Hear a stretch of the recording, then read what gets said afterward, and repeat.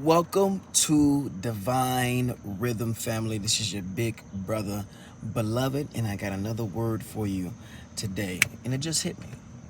I wanted to speak about being in situations when you want that old thing back, right? Being in situations when you want that old thing back. And keep in mind, I'm going to be speaking to individuals that may have family members or friends or maybe even themselves that may be dealing with mental illness, mental disorders, substance abuse, and addiction.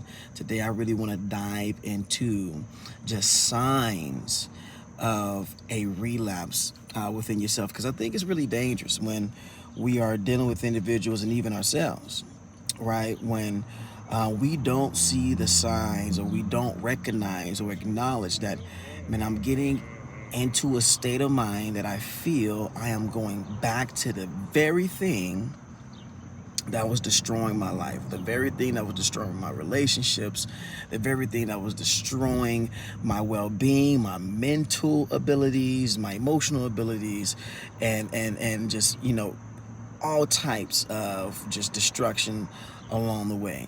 So it's understanding when you are developing signs of wanting that old thing back.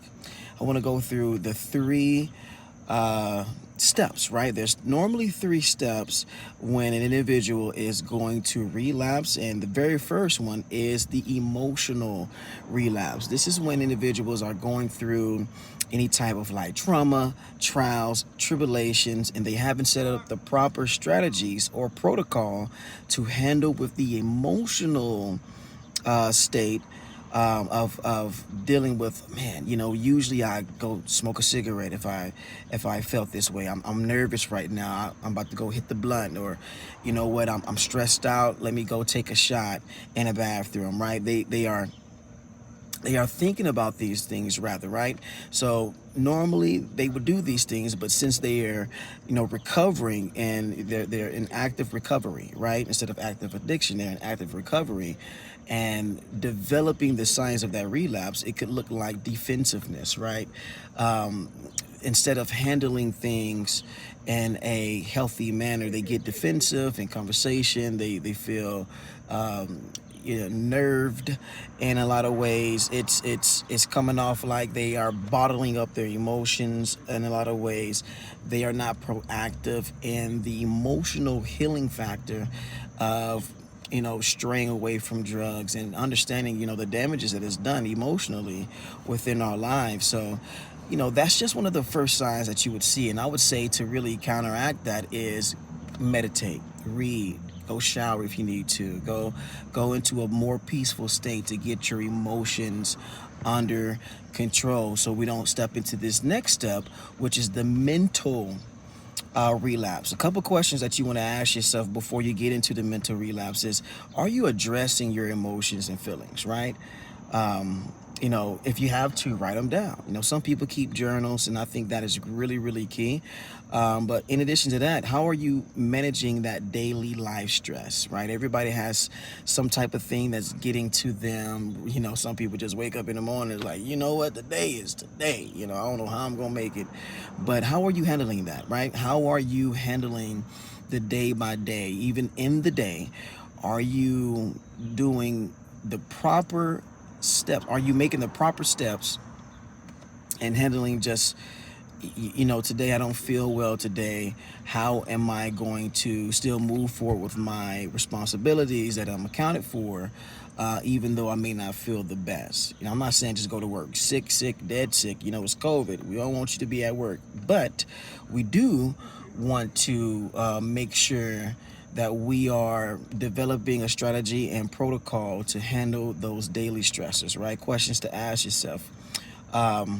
And have you been attending and participating in support groups? Everybody doesn't have to be a part of some NAAA support groups. Support groups can be just like, a group full of men who come together and speak about their emotions, a group full of women who come together and speak about the experiences, individuals that you can come together and speak real with, support groups. These are the things that you want to look for and be a part of, because you're in a group of individuals who may be going through the same things. In this particular situation, I'm speaking about individuals that may be dealing with addiction, substance abuse, and of course mental illnesses and disorders and things of that nature. So have you been attending that? Have you been in congregation, right? Have you went to church? Have you been to the masjid, right? Have you been home to speak with your family in that type of way? If not, I think it'd be best for you to just contact with somebody before we get into this next step, which is the mental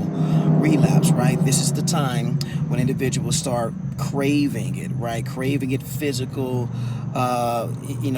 those cravings are like so strong. You get to, for like eating disorders, right? People's mouths literally water. You can see this in research, like just craving, just having fantasies about going back to that old thing, because that's what you're really wanting. You're fantasizing it. You're not putting into practice the meditation. You're not speaking to anybody at the support group. So now your mind is going back to the times that, hey, look, this is really, really good, right? You're thinking about schemes to better use it and control it, right? Because before it got out of control, but now you're trying to deceive yourself into believing that I can control it this time, right? Your brain comes up with so many different ways to go back to the very thing that was destroying you.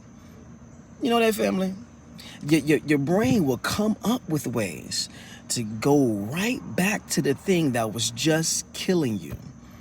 And in so many ways, I mean, you start thinking about people, places, and things that are associated with that past use, right? You start imagining using how good it felt at the time. And, I like to pull up that reference, like your past is always calling you. Your past is always calling you to your present time, wanting you to stay back there, while your future is constantly trying to get your attention, calling into your present, right? Wanting you to get there. So you got to keep in mind, especially when you are in active recovery and you're past the emotional state, things are happening, you're not strategically setting up things that help you deal with your emotional state. Now you are just craving, you're fantasizing, you're imagining, you may even be getting in contact with the same people you were getting in contact with before, and then going back into these unhealthy habits or around, right? The Bible says, do not be deceived, for bad company, right? That same bad company will corrupt your good habits.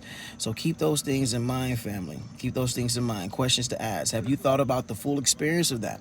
Right? When you're thinking about all the good, are you thinking about the bad? There's always two sides of everything, right? Two sides.